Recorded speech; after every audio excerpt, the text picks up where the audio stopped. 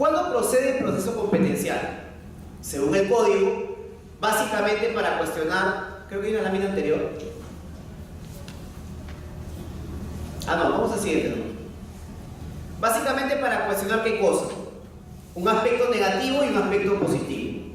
¿Cuál es el aspecto negativo? Cuando hay dos órganos constitucionales o dos entidades del Estado que esencialmente y en términos muy sencillos se pelean por no hacer algo. Ambos dicen que lo que se discute no es competencia de ninguno.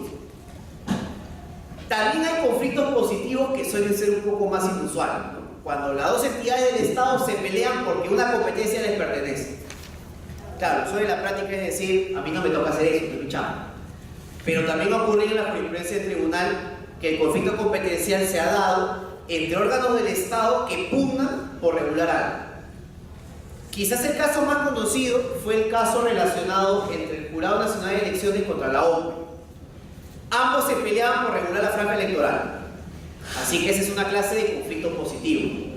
Cuando ambas entidades del Estado alegan ser las competentes para realizar determinado acto funcional, hay un conflicto positivo. Cuando ambas dicen, a mí no me corresponde, no es mi trabajo, no es mi chamba, ese es un conflicto de carácter negativo. Pero la jurisprudencia del tribunal ha añadido dos supuestos que, si bien pueden ser interpretados dentro de los que les dije, son un poco más específicos, ¿no? Y los ha visto en casos bien interesantes. El primero es el proceso de omisión de cumplimiento obligatorio. ¿Qué ocurre en estos casos? Les cuento la descripción de los hechos de esa controversia para que más o menos me sigan. ¿Qué pasó en este conflicto entre el Banco Central de Reserva y la Superintendencia de Banca y Seguros? Ustedes saben muy bien que si viene una sucursal al Perú, funciona como una entidad, una empresa extranjera. Si quiere ser reconocida como empresa nacional, según la ley orgánica del BCR, requiere que el BCR otorgue una opinión respecto del funcionamiento de esta entidad financiera. Si, por ejemplo, quiere venir un banco internacional y ser considerado como empresa local, empresa peruana, requiere que el BCR, el Banco Central de Reserva, dé una opinión sobre eso. ¿Por qué quiere una opinión? Porque, bueno, es un banco, ¿no? Y como es un banco, puede alterar la estabilidad monetaria. Por eso le suelen pedir la opinión al Banco Central de Reserva. ¿Qué había pasado en este caso? Bueno, la SBS ni siquiera le pidió la opinión al Banco Central de Reserva. Llegó Citibank, National Association en ese tiempo. Ahora en la actualidad, Citibank, creo que se llama Banco del Perú o algo así, tiene también siglas. Llega Citibank, se constituye como empresa local y quien da la autorización es la SBS. Pero nunca informó al Banco Central de Reserva. El Banco Central de Reserva presenta una demanda de competencia, alegando que, oye, en este caso, la omisión de la SBS de no avisarme, de no pedir una opinión, vulnera las atribuciones que la ley orgánica me ha brindado a mí. Porque la ley orgánica a mí me da atribuciones de pronunciarme en casos similares. Y como la SBS ha omitido pedir una opinión, eso vulnera mi ley orgánica, la cual tiene un rango parecido a la ley y en cierto punto también regula entidades del Estado. Presenta la demanda competencial. El tribunal le da la razón. Y acá hay un gran problema. ¿Qué nos dice la lógica? La SBS había aprobado una resolución administrativa. En esa resolución administrativa se decía: el Banco Citibank también es empresa local. ¿Cuál va a ser el petitorio del BCR? Lo lógico, ¿qué va a pedir? Que esa resolución administrativa sea declarada nula. ¿Por qué va a pedir eso el BCR? Porque va a decir, oye, ni siquiera me pidieron opinión a mí, así que esta resolución tiene que ser nula. No estoy diciendo que el Banco Citibank no puede ser empresa local, solamente estoy pidiendo que el proceso se retrotraiga y se me pida una opinión. Yo doy mi opinión y luego hagan lo que quieran. Si lo quieren reconocer como Banco Nacional o no, no tengo problema. Pero solamente voy a pedir que se anule la resolución administrativa. Les cuento lo que resolvió el tribunal para que vean lo raro que es este proceso. El tribunal declara fundada la demanda, o sea, le da la razón al Banco Central de Reserva, pero dice: en adelante la expedición de esta sentencia, la SBS deberá pedir opinión al Banco Central de Reserva. Consecuentemente, la resolución administrativa que apruebe el funcionamiento del Banco Citibank en el Perú no es inconstitucional, sigue surtiendo efectos jurídicos. O sea, en el demandante quedó la sensación de que ganó y no ganó. Ganó porque ahora en adelante la SBS le va a pedir autorización y le va a pedir opinión legal, ¿no? Pero en parte no ganó porque en el caso particular que se debatía no se ordenó anular la resolución administrativa. Y es más, el tribunal convalidó sus efectos jurídicos. ¿Por qué ocurre esto? Que es algo tan raro y tan atípico. Porque el proceso competencial dice que el tribunal fijará los efectos de la sentencia en el tiempo. Ahí el tribunal tiene amplia discrecionalidad para decidir si esa resolución administrativa era nula y que todo se retrotraiga hasta ese momento, o si por el contrario solamente aplica a futuro. Y el tribunal en este caso dijo solamente aplica a futuro. El tribunal tiene un montón de decisiones de esa manera, ¿no? O sea, donde la sentencia en sí misma todavía no hace nada, ¿no? Por poner otro ejemplo más, hay supuestos en los cuales el tribunal considera que una ley es inconstitucional, pero todavía no la declara nula. ¿Qué hace en esos casos? Lo que la doctrina ha denominado declaración de mera incompatibilidad. ¿Qué hace el tribunal? Solamente constata que la ley es contraria con la Constitución, pero todavía no la anula. Le dice al legislador, oye, vas a tener 5 meses para regular, y si no lo haces, ahí sí esa ley es nula. Ya le expulsa del ordenamiento jurídico. Se llama vacatio sentenciario, que les había comentado la vez pasada. El tribunal tiene amplias potestades para modular los efectos de sus sentencias. Y este caso es clarísimo sobre eso. El tribunal dijo, bueno, habrá ganado en este caso, pero no significa que vamos a anular la resolución administrativa. Simplemente significa que de ahora en adelante la SBS tendrá que pedir opinión legal al Banco Central de Reserva. Y el otro caso, muy conocido por cierto, es lo que se denomina menoscabo de atribuciones constitucionales. Este caso, estoy segurísimo que lo han escuchado, fue el tema del presupuesto del Poder Judicial. Ustedes saben muy bien que cuando se aprueba el presupuesto general de la República, cada institución manda su presupuesto propio, ¿no? El Poder Judicial sustenta su propio presupuesto y, bueno, actualmente el Congreso decide que se aprueban en esos términos. ¿Qué había pasado acá? El Poder Judicial, a través de su presidente de la República, presenta su proyecto de presupuesto. Le llega al Poder Ejecutivo y el Poder Ejecutivo lo cambia y eventualmente disminuye el grado de presupuesto, ¿no? Y ese presupuesto nuevo que hace el Poder Ejecutivo es el que va al Pleno del Congreso de la República. ¿Qué alega el Poder Judicial? Que eso vulnera las atribuciones que la Constitución le da de aprobar su propio presupuesto. Y presenta un proceso competencial. ¿Qué alega ahí el Poder Judicial? Que lo que está haciendo el Poder Ejecutivo es invadir las competencias o menoscabar las competencias o atribuciones que la Constitución le brinda al Poder Judicial. ¿Cuál es esa competencia? Aprobar su propio presupuesto. En este caso, no era que al Poder Judicial se le había privado de aprobar su presupuesto. Lo que había ocurrido era que el Poder Ejecutivo simplemente no le interesó el proyecto del Poder Judicial y presentó una alternativa propia. ¿Qué dijo acá el Tribunal Constitucional? Fundada la demanda. El Poder Judicial tiene el derecho de presentar su propio proyecto de presupuesto y ese proyecto de presupuesto tiene que ser llevado al Pleno del Congreso. Ya el Pleno del Congreso debatirá los términos. En la sentencia también el tribunal, ¿qué hizo? Comenzó a desarrollar todas las figuras relacionadas con qué pasaba en casos posteriores, ley de presupuestos posteriores y sobre todo cómo el Poder Judicial debía fundamentar su propia ley de presupuesto. Claro, lo más probable que haya pasado acá es que el Poder Ejecutivo vio la propuesta del Poder Judicial y dijo, bueno, es una burla, ¿no? ¿Cómo vas a gastar tal cantidad de dinero en eventos, tal cantidad en la administración de justicia? No hay coherencia técnica. Y bueno, también habrán dicho, seguramente no han hecho abogados, pues, el Poder Judicial.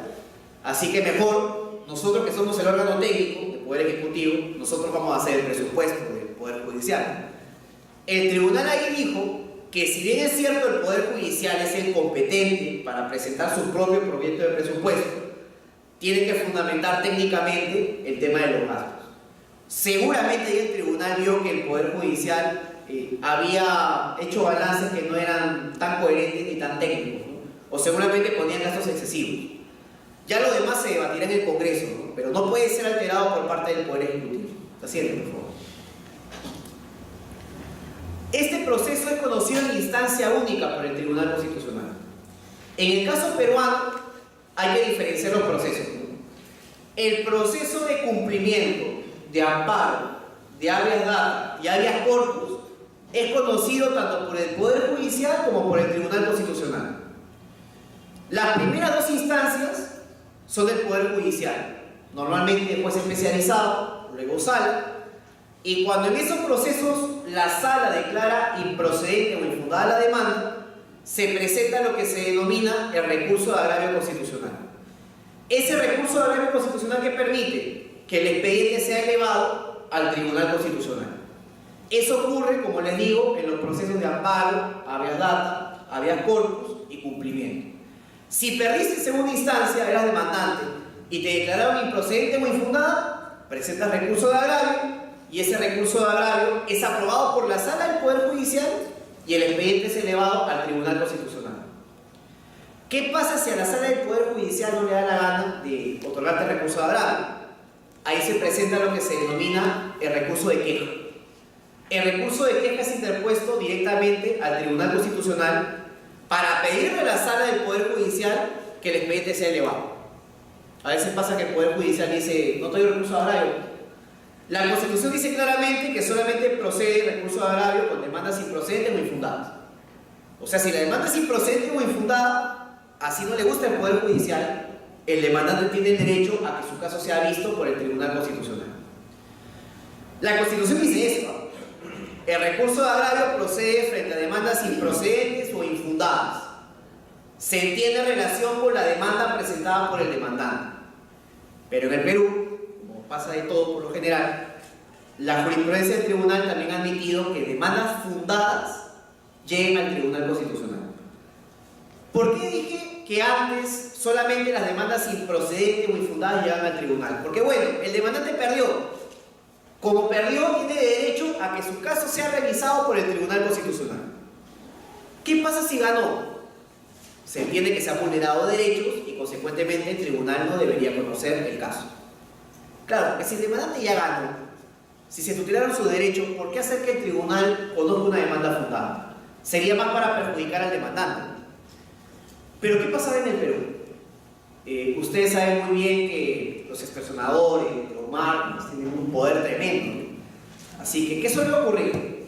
Una persona condenada por tráfico de drogas, por ejemplo, por delitos muy graves, solían amenazar a los jueces de segunda instancia. ¿Por qué los de segunda instancia? Porque en primera instancia puedes ganar o perder, no hay ningún problema. Pero en los procesos de habeas corpus, amparo, habeas data, si ganas en segunda instancia ya ganaste el caso.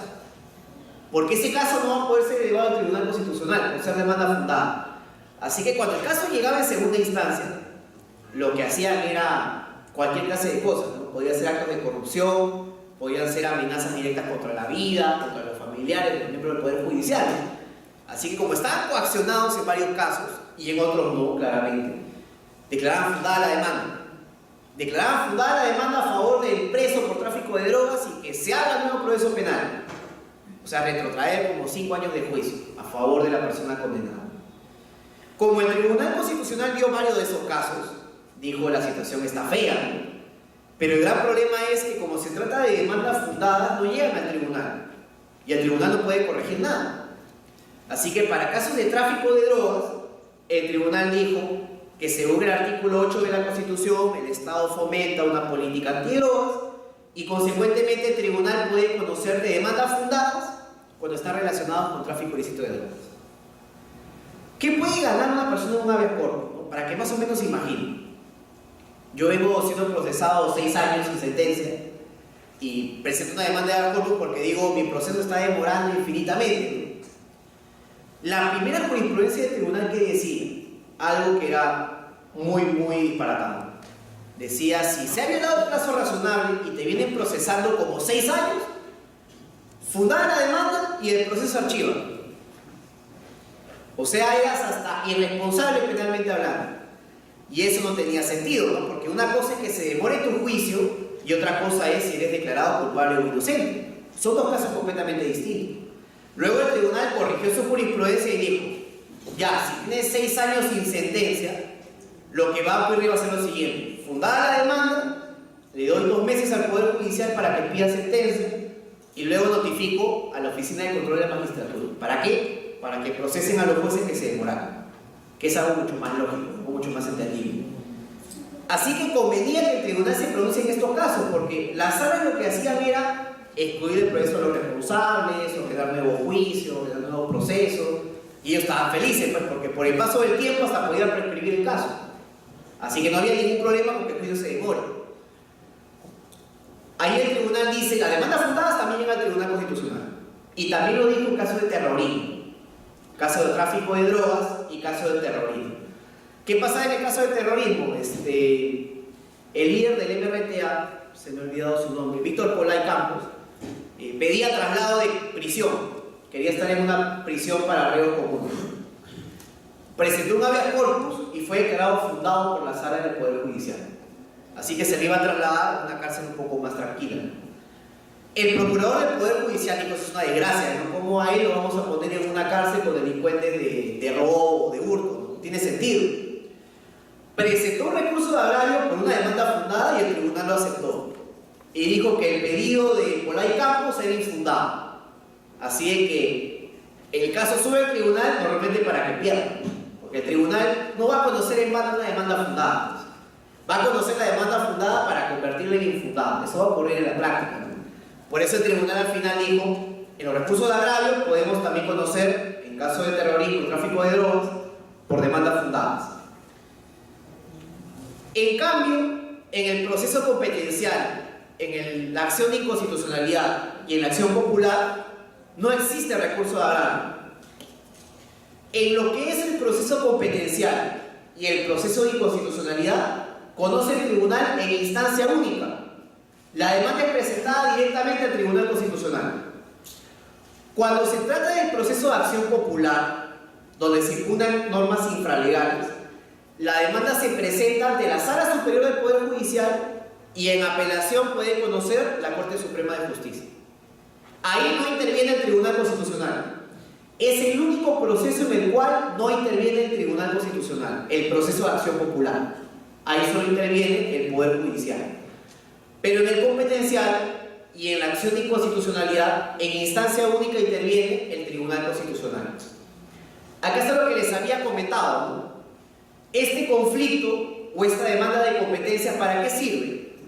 Para cuestionar a alguno de los poderes o entidades estatales que ha adoptado decisiones, conflicto positivo, o rehuye deliberadamente de actuaciones afectando competencias o atribuciones que la Constitución y las leyes orgánicas confieren a otro órgano del Estado.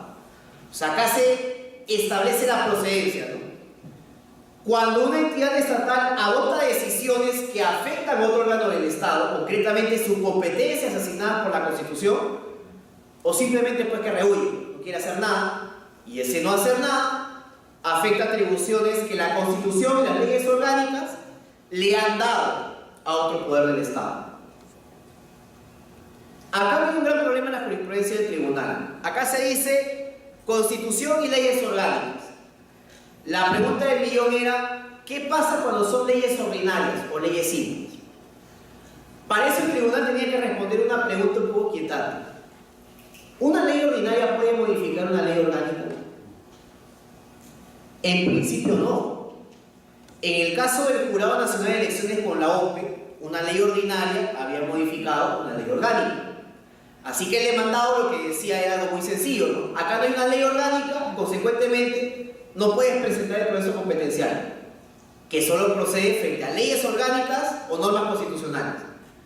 Pero el tribunal dijo algo muy especial. Dijo, en determinados casos las leyes ordinarias pueden modificar las leyes orgánicas.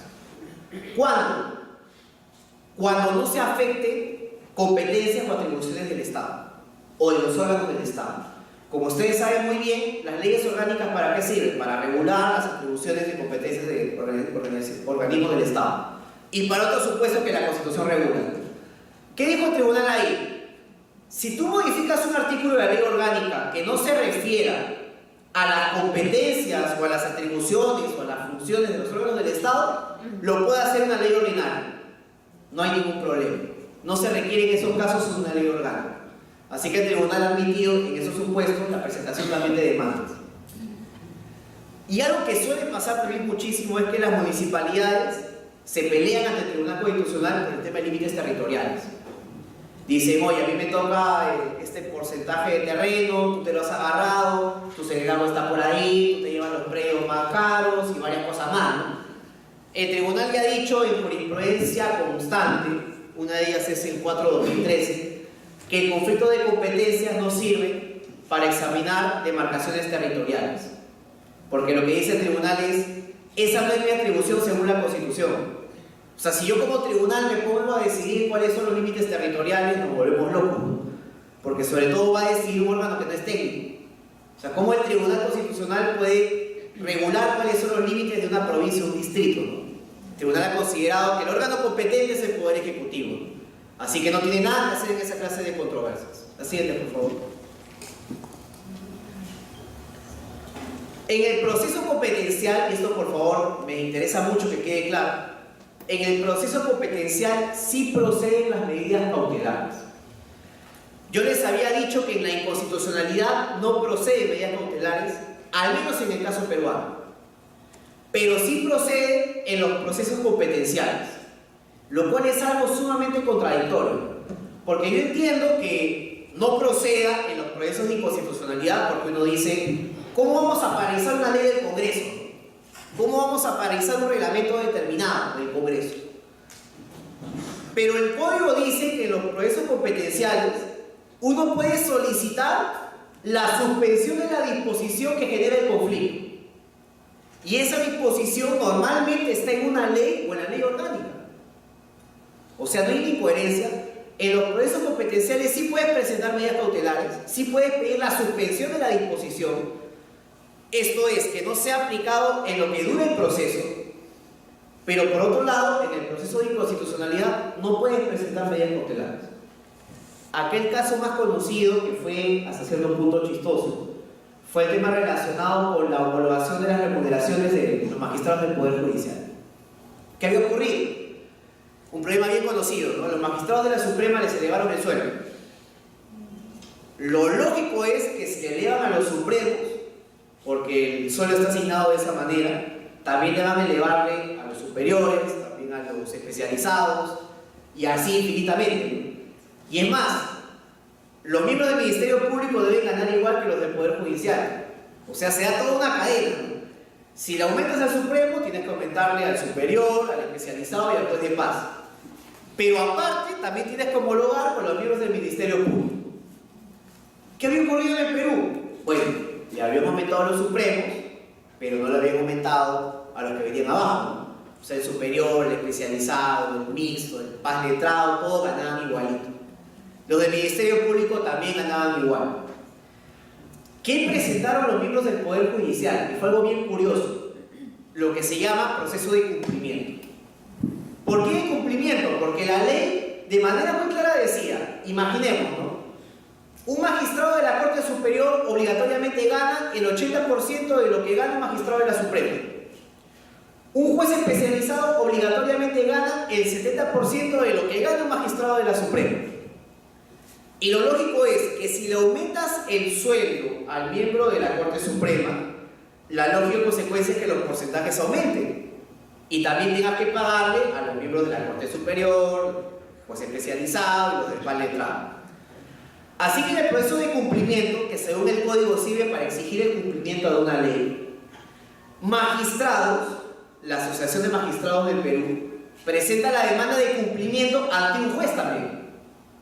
Así que ustedes se imaginarán que ese juez que recibe la demanda tiene dos salidas, ¿no? Declara fundada la demanda y se soba las manitos, porque le viene obviamente el aumento, o declara infundada y hay linchamiento popular, ¿no? Porque también es un miembro del Poder Judicial y también está interesado en el aumento del sueldo. El Poder Judicial dijo fundada la demanda. O sea, eso suponía que les aumentes el sueldo a los superiores, a los especializados, a los más letrados, y aparte de eso les aumentes también, porque es lógico, a los ministerios públicos. Bueno, suena bonito, ¿no? Suena justo, pues, ¿no? Porque eso ordena la ley. Ya, ¿y dónde sacamos la plata? ¿Cómo hacemos para pagarles los aumentos a todos ellos? Porque no es que ganen poquito, ¿no? Imagínense cuánto puede tirar eso el presupuesto de la República. ¿Cómo hacemos con el dinero? Porque bueno, tiene que operar ya la sentencia, ¿no? Un miembro del Poder Judicial dijo que el dinero de los aumentos se saque de la reserva de contingencia. Que entiendo yo por mis pocos conocimientos en economía que sirven para catástrofes naturales, para supuestos completamente excepcionales. El magistrado dijo, saquen el dinero de la contingencia del Estado, de la reserva de contingencia. Y bueno, ¿qué pasó ahí? El Poder Ejecutivo dijo, estás loco, no hay forma de hacer esto. Así es que en el proceso competencial se presentó una medida cautelar y dijo, quiero que esa resolución judicial no se aplique, porque nos vamos a volver locos si en el Perú ocurre un terremoto y no tenemos plata porque les hemos remunerado a los jueces y a los fiscales. No tiene sentido. Así que el Poder Ejecutivo presentó una medida cautelar que, como les había dicho, en los procesos de inconstitucionalidad no se permite, pero en los competenciales sí. Así que lo que pide el Poder Ejecutivo es, oye, esta resolución del Poder Judicial que ordene el aumento de las remuneraciones no puede entrar todavía en vigor. No es que yo esté en contra del aumento, sino que no puede sacar de la reserva de contingencia los recursos para pagarles. Porque luego viene un terremoto nivel 8 en el Perú y no hay plata. ¿Qué vamos a hacer? Y el tribunal declara fundada la medida cautelar y le dice al Poder Judicial, oye, ya hermano, no te maleques, no saques de la reserva de contingencia. Hasta que yo no resuelva el proceso, no pueden sacar dinero de las reservas de contingencia para homologar las remuneraciones de los miembros del Poder Judicial. Y se declaró fundada la medida cautelar. O sea, en el caso peruano sí hay medidas cautelares en procesos competenciales. Y es más, medidas cautelares frente a resoluciones judiciales que emanan de procesos constitucionales. Porque si recuerdan bien, la demanda original era un proceso de cumplimiento, que es un proceso constitucional. Y el tribunal declara una medida cautelar en contra de una resolución judicial en un proceso constitucional. O sea, para que se den cuenta de cómo en el Perú hay esta guerra de corte, ¿no? La guerra entre el Tribunal Constitucional y los tribunales de justicia ordinaria. Esto suele presentarse a cada rato. Así que el tribunal dice, apruebo la medida cautelar y no seas malo, pues no saques de las reservas de contingencia. Saca de otros lados si quieres, pero... O apruebo en el nuevo presupuesto de la República, pero no saques de fondos donde no debes sacar. La siguiente, por favor. En este proceso competencial, las reglas aplicables son las del proceso de inconstitucionalidad. ¿A qué me refiero acá con las reglas del procedimiento? Con la manera en cómo se lleva a cabo la demanda. ¿Qué ocurre acá? Se presenta la demanda competencial, la recibe el Tribunal Constitucional y el Tribunal verifica que confluyan los requisitos de admisibilidad de la demanda. O sea, que esté identificado el órgano demandante, la norma impugnada, el ente demandado, la atribución que no fue cumplida, etc. Si el tribunal verifica que no se han cumplido los requisitos, declara la demanda inadmisible y le da también 5 días para subsanar a la parte demandante. Tal y como ocurrió en el proceso de inconstitucionalidad que les había comentado el día miércoles. Igualito. Si no subsana, improcedente la demanda. Se concluye el proceso. No impide que nuevamente se pueda demandar. Este proceso sí va a ser concluido porque no se subsana. Si el demandante presenta la información y está completa, lo que hace el Tribunal Constitucional es admitir a trámite la demanda y notificar a la parte contraria, para que también dé la contestación y el tribunal de paso fija fecha para la vista de la parte, para la audiencia pública. Luego de la audiencia pública se entiende que el tribunal tiene 60 días para expedir sentencia, lo cual les había dicho, no se espera hacer mucho que ocurra así, suele demorar un poquito más. Así que el procedimiento que ocurre en los procesos de inconstitucionalidad es exactamente el mismo que los procesos competenciales, no hay ningún problema. Dicho sea de paso, paréntesis ahí, también se admite la presentación de lo que se llama amicus curiae. No sé si han escuchado los amicus curiae o amigos del tribunal. Cuando un organismo quiere presentar un escrito para tratar de ayudar en la interpretación al Poder Judicial. Suele ocurrir que hay materias muy técnicas donde los jueces no pueden resolver por sí solos. Acá en el tribunal peruano se discutió, por ejemplo, el tema de la píldora del día siguiente, si era o no abortiva. La pregunta es, ¿eso lo pueden resolver abogados? ¿O eso lo tiene que responder un médico? Un médico, obviamente. Si nos ponemos los abogados a pensar en cuándo piensa la vida humana, nadie lo recuerda de nada.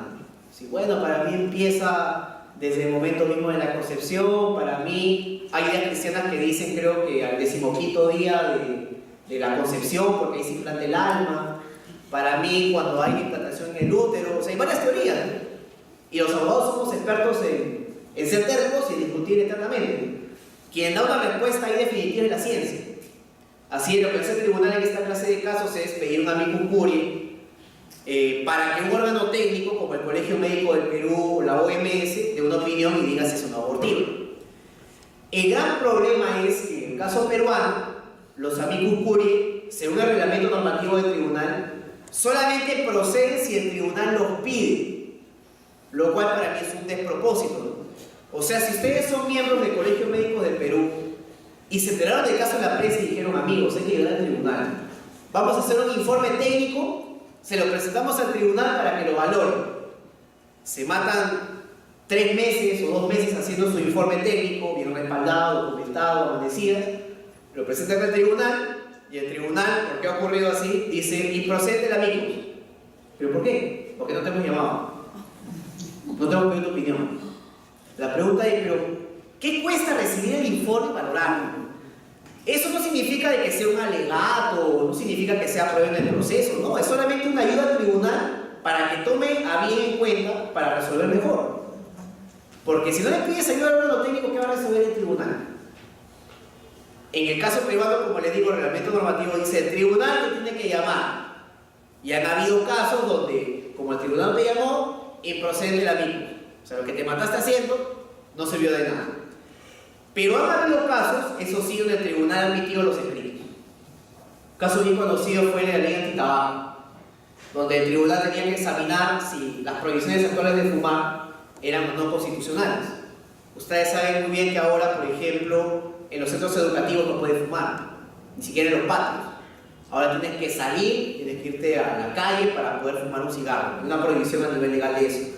Y en los restaurantes tampoco puedes fumar en lugares que son cerrados. Así que consecuentemente era para fumadores y era para no fumadores. Se impugnaba que eso es inconstitucional porque bueno, hay gente que quiere fumar en todos lados. En mi trabajo también he visto gente que fumaba, no afuera del tribunal, pero sí en el patio que está en el centro. No es el mismo tribunal, hay un patio en el centro del tribunal. Y ahí normalmente, pues, si tú estás en las oficinas no te llega nada de humo, ¿no? Pero alguien se ponía a fumar a veces ahí. Pero la ley dice, no puede fumar ahí tampoco. Así que los fumadores decían, esto es inconstitucional porque afecta a mi libre desarrollo de la personalidad. Que es parte, se entiende que fumar es parte de eso. Así que el tribunal ahí sí recepcionó varios informes técnicos, ¿no? De varios organismos u ONG que también apoyaron para el tema de determinar cómo se perjudica la salud humana por las personas que fuman, ¿no? Ni siquiera tanto por el que fuma, sino por el que no fuma. Ahí en el Facebook, por ejemplo, yo he visto un meme que claramente define la situación. No sé si lo han visto, que salen 3 lápidas. Sale una lápida y una lápida dice, yo fumaba 4 cajetillas al día. La otra lápida dice, yo fumaba 3 cajetillas al día. Y la tercera lápida dice, yo no fumaba, pero trabajaba con ustedes. O sea, se había muerto porque aspiraba todo el humo de los otros fumadores. Y hasta donde tengo conocimiento, muy liviano en esto, las personas que no fuman son más perjudicadas que las que fuman.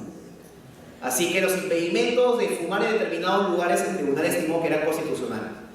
Pero el tribunal no puede hacer esos conocimientos técnicos si no es por un escrito o por un informe de una organización que pueda contribuir a eso. O sea, y ahí el tribunal tiene que ser muy abierto, demostrar mucha apertura para recibir opiniones técnicas. En el proceso competencial también se admite la presentación de amigos, para que el tribunal tenga bien resolver la demanda. Por eso les digo que el procedimiento es igualito a la inconstitucionalidad, no hay ningún problema con eso. Al igual que la inconstitucionalidad también, la sentencia del tribunal vincula a todos los poderes públicos y tiene pleno efectos frente a terceros. Acá ocurre algo bien gracioso. El tribunal suele adoptar precedentes vinculantes. Eso ya todo el mundo lo sabe. De hecho, el más conocido ahora y que se está hablando muchísimo es este caso Huatuco, en materia laboral. Normalmente se adoptan precedentes vinculantes cuando son procesos de amparo, habeas corpus, habeas data. ¿Por qué? Porque el tribunal examina un caso específico y a raíz de ese caso específico fija reglas generales para los demás procesos. Ese es el propósito del precedente vinculante. En Huatuco se dijo, una señora que trabajaba en el sector público y desea que su contrato se había neutralizado, dice, estaba realizando funciones que no estaban en mi contrato. El tribunal examinó el caso y dijo, de ahora en adelante, si quieres reclamar la reposición por desnaturalización del contrato, solamente lo podrás hacer si es que has participado por concurso público y se hay vacante presupuestada. Eso ha dicho el tribunal en el precedente vinculante. ¿Por qué lo dice el tribunal como precedente? Para que casos similares a futuro no sean dilucidados por parte del tribunal. Para fijar reglas claras. ¿Por qué lo hace el tribunal en amparos o en habeas corpus? Básicamente porque son procesos particulares, solamente en principio afectan al demandante. Pero el tribunal, por la relevancia del caso, lo extiende como una regla general para que aplique las demás controversias. Eso sobre todo porque las sentencias de amparo no vinculan a todos los poderes públicos ni a todos los terceros. Porque la sentencia de amparo solo tiene efecto respecto del demandante, de nadie más, y del órgano demandado. A diferencia de los procesos de inconstitucionalidad o los competenciales, donde la sentencia sí vincula a todos los poderes públicos y a todos los terceros que puedan estar involucrados.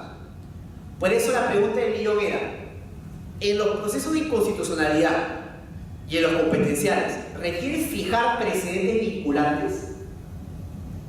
A diferencia de los amparos donde la sentencia propiamente dicha no vincula a todos los poderes públicos, ahí sí el tribunal tiene que fijar precedentes vinculantes. La pregunta del millón era, en procesos competenciales y en acciones de inconstitucionalidad, ¿también es necesario hacer eso? La doctrina ha dicho que no, porque dice, si ya la sentencia vincula a todos los poderes públicos y a todos los privados, ¿para qué requiere fijar una regla como precedente vinculante? Si ya se entiende que todos están obligados a ello. Pero como en el Perú todo pasa, también ha habido sentencias del tribunal en las que en procesos competenciales y en acciones de inconstitucionalidad ha fijado precedentes vinculantes. También ha ocurrido, o sea, no es algo inusual. Lo usual más bien es que no debería hacerse. ¿Cuáles son los efectos de las sentencias? Determinar los poderes o los entes que son titulares de las competencias asignadas y obviamente también anular las disposiciones o resoluciones que estuvieran viciadas. Como les había comentado, este tema es relativo. Yo les había dicho que en el caso del Banco Central de Reserva con el SBS, el tribunal no anuló la resolución administrativa que tenía el vicio de competencia. Lo dijo para adelante, pero no para el caso que examinamos. Así es, por favor. Acá también el tribunal ha visto casos muy interesantes sobre el tema de importación de autos usados, ¿no? Ustedes también seguramente escucharon en la prensa todo este problema, ¿no? Determinadas empresas, determinados empresarios traían autos usados al Perú. Así que determinadas leyes comenzaron a restringir la posibilidad de importar autos usados, ¿no? Esencialmente porque contaminan, ¿no? Así que no era muy conveniente para el medio ambiente traer autos importados que hubieran estado previamente usados. El tribunal sacó una sentencia porque se había impugnado la ley que establecía la prohibición. Y el tribunal dijo, es completamente constitucional que el Poder Legislativo o el Ejecutivo prohíba la importación de autos usados. Completamente constitucional. ¿Por qué? Porque proteges el medio ambiente. Y de paso también fomenta que al mercado peruano ingresen autos de calidad. Porque si traes autos usados, imagínense el tráfico de ahora de Lima. ¿Cómo estaría si puedes traer autos más baratos? Si la gente se demora un poco ahorrando para conseguir un carrito, ahora con los autos usados te va a salir a la mitad de precio. ¿Cómo estaría el tráfico de Lima? Seguramente una tragedia griega, ¿no? Así de que el Congreso y el Poder Ejecutivo dijeron, no puedes traer autos usados, y el tribunal dijo, eso es plenamente constitucional. Pero se imaginarán que los empresarios reclamaron. Dijeron, ¿cómo es posible que se nos prive esa atribución o facultad? Pues bien, ¿qué había pasado? El tribunal se había pronunciado en una acción de inconstitucionalidad y dijo: es constitucional la prohibición de traer autos usados. Pero los empresarios no se rendían. Así que, de manera individual, comenzaron a presentar demandas de amparo. ¿Qué pedían de las demandas de amparo? Que la ley que prohibía la importación de autos usados no les sea aplicable. Eso, de hecho, lo puede hacer el Poder Judicial, vía control difuso. El 138 dice que si el Poder Judicial advierte que una ley es incompatible con la Constitución, el Poder Judicial puede inaplicar esa ley para el caso. Pues bien, no sé por qué, pero el Poder Judicial declaró un montón de demandas fundadas, pese a que previamente el tribunal ya había dicho que eso era constitucional. El Poder Judicial, en una gran cantidad de demandas, declaró fundadas y dijo: no, por empresarios, que traiga sus autos usados. Y ahí había nuevamente guerra de cortes, ¿no? Por un lado, el Poder Judicial decía que podías traer autos usados y el Tribunal Constitucional ya previamente había dicho que no. ¿Qué hizo el Poder Ejecutivo? Un tema bien interesante. Presentó un conflicto de competencia, una demanda competencial en contra del Poder Judicial. ¿Qué dijo el Poder Ejecutivo? Lo que está haciendo el Poder Judicial con sus benditas resoluciones de amparo es invadir mis competencias, porque yo ya he fijado que la importación de autos usados es completamente arbitraria y consecuentemente debe estar prohibida. Y es más, eso lo ha ratificado el Congreso y el Tribunal Constitucional. Así que si el Poder Judicial viene acá a comenzar a invalidar eso con amparos, está invadiendo atribuciones del Poder Ejecutivo. El tribunal tenía que decidir si ese caso era un caso de conflicto competencial. Uno se pone a pensar y suena que sí, ¿no? Pero en realidad acá hay varias cuestiones. El conflicto competencial no hace referencia a un vicio de fondo, sino a un vicio de forma. La pregunta sería, en este caso: ¿el Poder Judicial es competente para aplicar leyes porque las considera inconstitucionales? ¿Sí o no? Si el Poder Judicial de una ley y la considera inconstitucional, ¿la pueden aplicar? Claro que sí. El 138, que les había dicho, dice que si el Poder Judicial advierte una ley contraria con la Constitución, la puede inaplicar para ese caso particular. A diferencia del tribunal, que sí le expulsa del ordenamiento jurídico. En el caso del Poder Judicial, inaplica para la controversia que se discute. Entonces la pregunta era: ¿el Poder Judicial se excedió de sus competencias? Porque claro, el Poder Ejecutivo decía algo cierto, ¿no? Oye, me estoy matando expidiendo reglamentos, decretos, precisamente para impedir que traigan autos usados, y ustedes, magistrados del Poder Judicial, a través de amparos permiten que los traigan. El tribunal dice: ahí no hay un caso de conflicto de competencias. Porque si se dan cuenta, el Poder Judicial sí tiene competencia para invalidar determinadas leyes. Sí tiene la competencia. El problema no es de un vicio competencial, el problema es un tema de fondo. Si es que las resoluciones judiciales del Poder Judicial vulneran o no la cosa juzgada que haya determinado el Tribunal Constitucional. Así que, ¿qué hizo el tribunal ahí? Declara fundada en parte la demanda. ¿Por qué fundada en parte? En relación con el tema de vicio competencial, es infundada. Porque, como les había dicho, no hay invasión de competencias. El Poder Judicial puede inaplicar leyes inconstitucionales.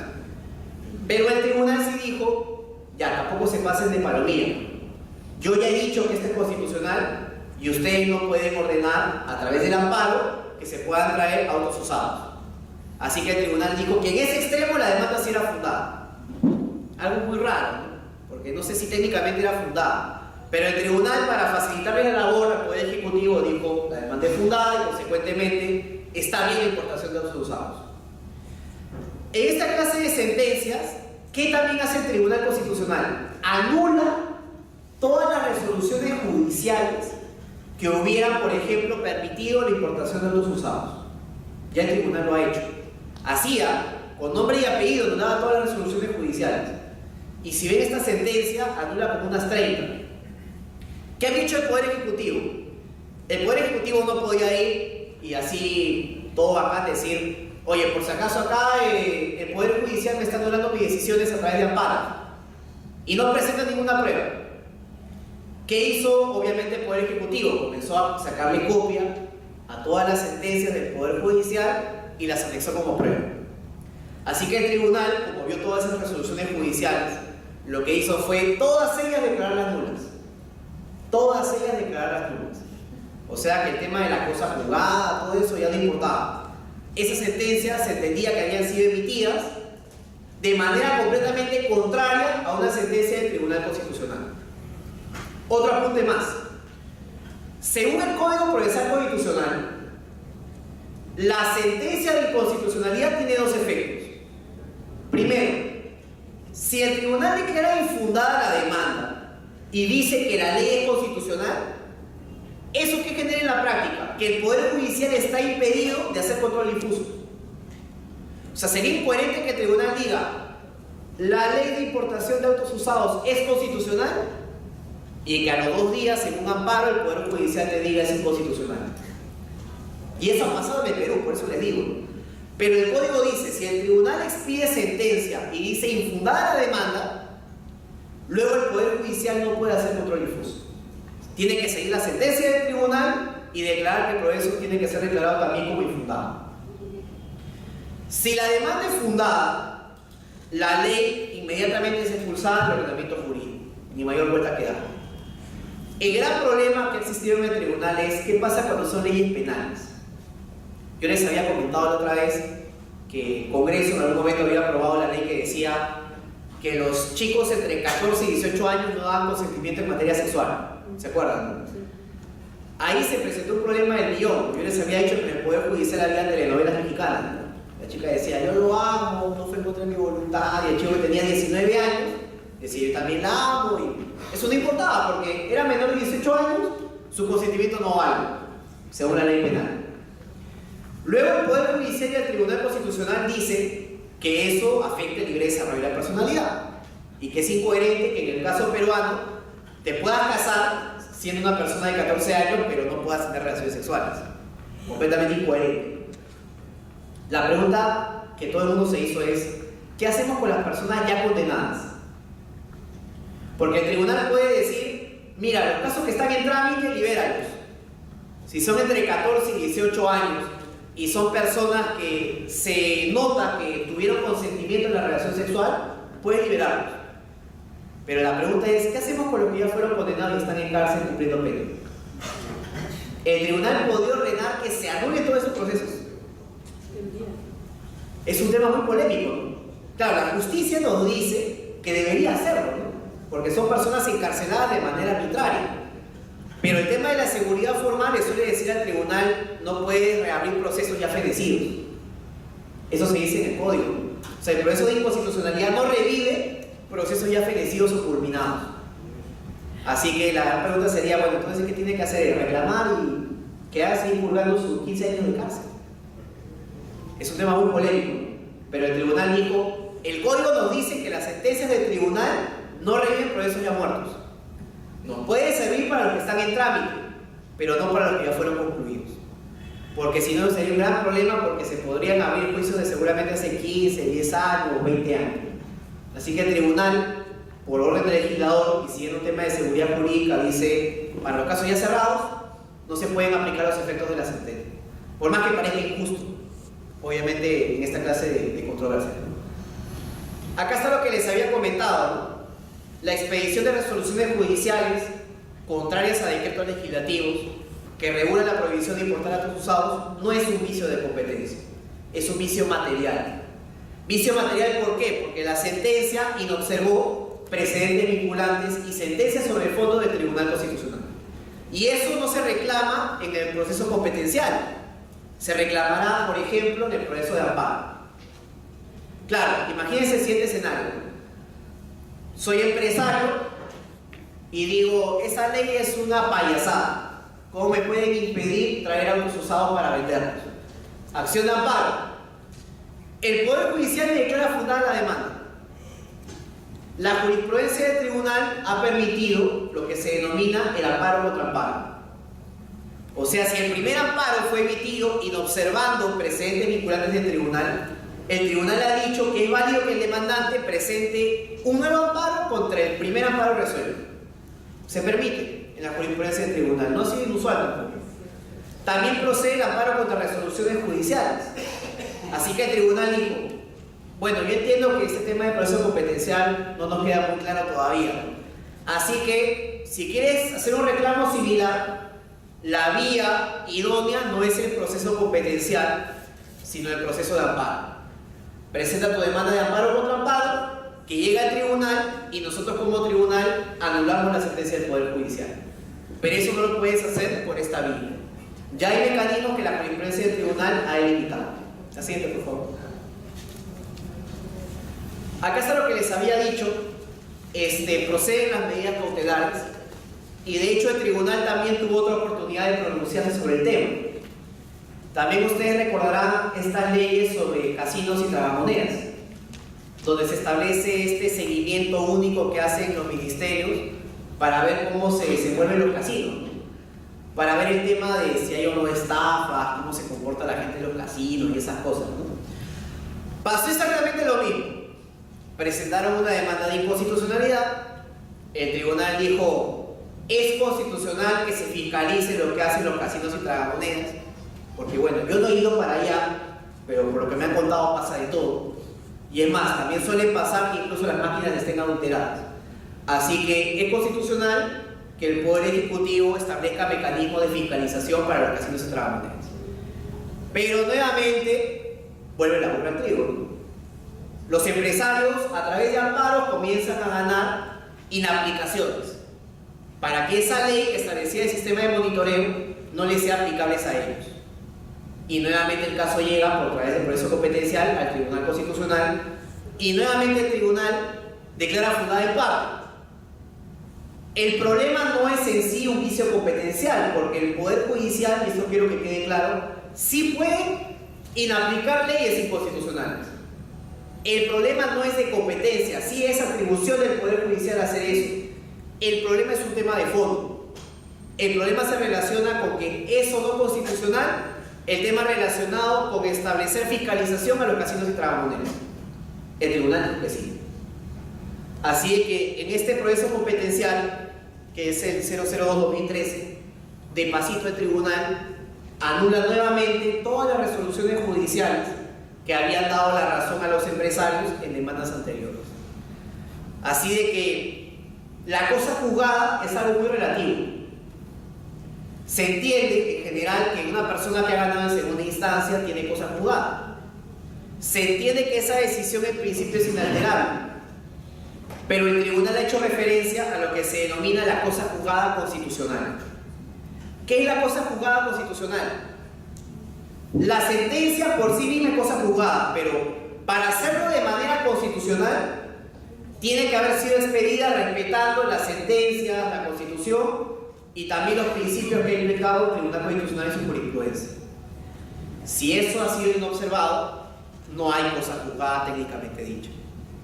Eso también opera en el ámbito internacional, con lo que se llama la cosa juzgada fraudulenta. En materia penal, solía ocurrir que en procesos penales tenías pues un autor de, imaginemos, 20 asesinatos de niños. Le abrimos un proceso penal por formalidad. ¿Por qué por formalidad? Dos cosas. O decían que era inocente por falta de pruebas, o simplemente le imponían una pena de 3 años o 4 años. Por algún motivo que Dios sabe cuál es. La Corte Interamericana ha dicho que en esas sentencias no hay cosa juzgada, porque es una sentencia que ha sido emitida con el propósito de sustraer a un involucrado de la acción de la justicia. Así que si el Estado no quiere, no puede enjuiciar a alguien, eso genera su responsabilidad internacional. Así que no puedes imponer penas de 3 o 4 años para haber cometido crímenes de lesa humanidad. Eso no es cosa juzgada constitucional ni cosa juzgada para la Corte Interamericana. Eso es cosa juzgada fraudulenta, y lo que suelen ordenar los tribunales de justicia es que nuevamente se reabra el proceso. Suele ocurrir eso. Este casito que está de moda es Chavín de Huántar, ¿no? En Chavín de Huántar hay proceso abierto. Lo que está diciendo la Corte es que se identifique y sancione a los responsables. Ahí la Corte no puede ordenar, por el principio de presunción de inocencia, que se persiga a personas determinadas o establecidas. solamente le delega la potestad al Estado de determinar quiénes fueron los responsables de los hechos en Chavín de Huanca. ¿Qué pasaba antes? Era un tema muy curioso, ¿no? Antes la Corte sí le decía al Estado con nombre y apellido a quién sancionar. Y lo curioso es que la Corte Interamericana no es un órgano penal, es un órgano que fiscaliza la responsabilidad internacional del Estado. Así que Colombia mandó una cartita diplomática y dijo: señores de la Corte, bueno, tengan a bien respetar la propia Convención Americana que dice que toda persona tiene derecho a la presunción de inocencia. Así que me pueden recomendar investigar y sancionar a los que fueron responsables, pero no me pueden decir de manera directa: sanciona con nombre y apellido a estas personas. No es tu atribución. Y después de esa sentencia, la Corte Interamericana nunca más puso nombre y apellido. Lo que hace ahora es decir: investiga y sanciona a las personas que estuvieran involucradas. Ya que el Estado, en virtud de su propia autonomía y por el accionar del Ministerio Público y del Poder Judicial, determine quiénes son responsables. Ahí en el ámbito de la cosa juzgada hay varios temas también.